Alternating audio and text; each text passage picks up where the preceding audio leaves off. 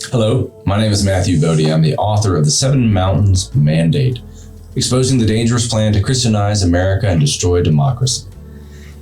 I'm a professor of English with an emphasis on religious rhetoric and composition at the University of North Georgia, and I live in Gainesville, Georgia. In this video, I want to give you a quick summary and overview of the book and why I think you and all your friends should read it.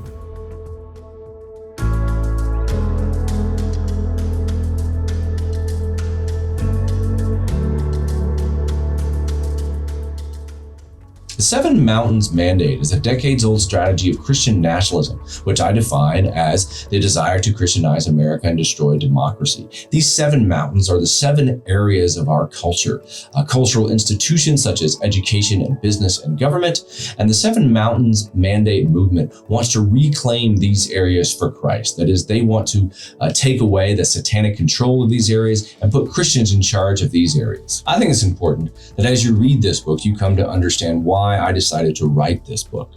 One of the reasons I decided to write this book is I was targeted by the central group in the book, Turning Point USA. Early in its infancy, Turning Point USA decided to create what they called a professor watch list, which is a list of professors that they didn't like. And they didn't like them for specific reasons. They often advocated for policies that they were against, but they also suggested that by advocating for these policies that they were trying to indoctrinate their students. I was put on the Turning Point USA professor watch list for writing an op-ed in our local paper against a bill that now is law in my state of Georgia that allows concealed weapons on college campuses. The other reason, though, that I wrote the book is because as a scholar of religious rhetoric and as someone who grew up in evangelical circles, I understood exactly what Charlie Kirk meant when he said Donald Trump was the first person to understand the seven areas of cultural significance. These seven areas, or the seven mountains, are part of a decades-long strategy of Christian nationalism. When Turning Point and Charlie Kirk moved their organization to Christian nationalism, as a scholar of religious rhetoric, I recognized it right away. It also hit home for me in terms of where I grew up, but being targeted by Turning Point gave me the final motivation in which to look into more their strategy to reclaim America for Christ.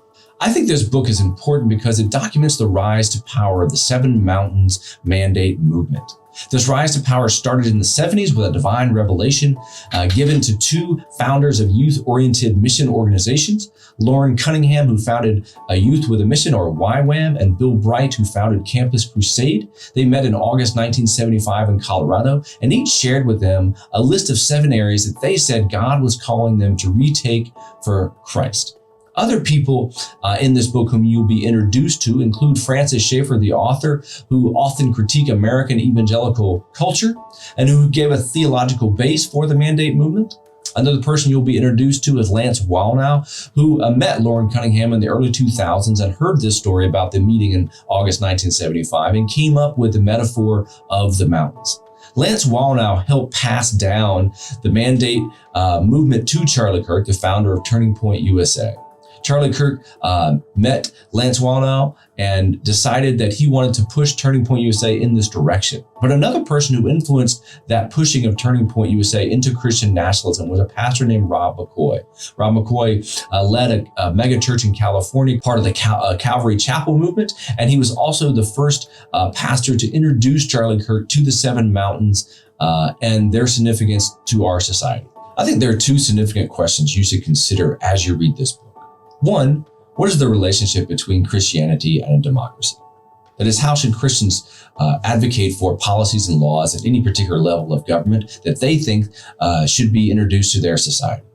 The second question is how the Seven Mountains Mandate movement has already answered that question. What is their version of the relationship between Christianity and democracy?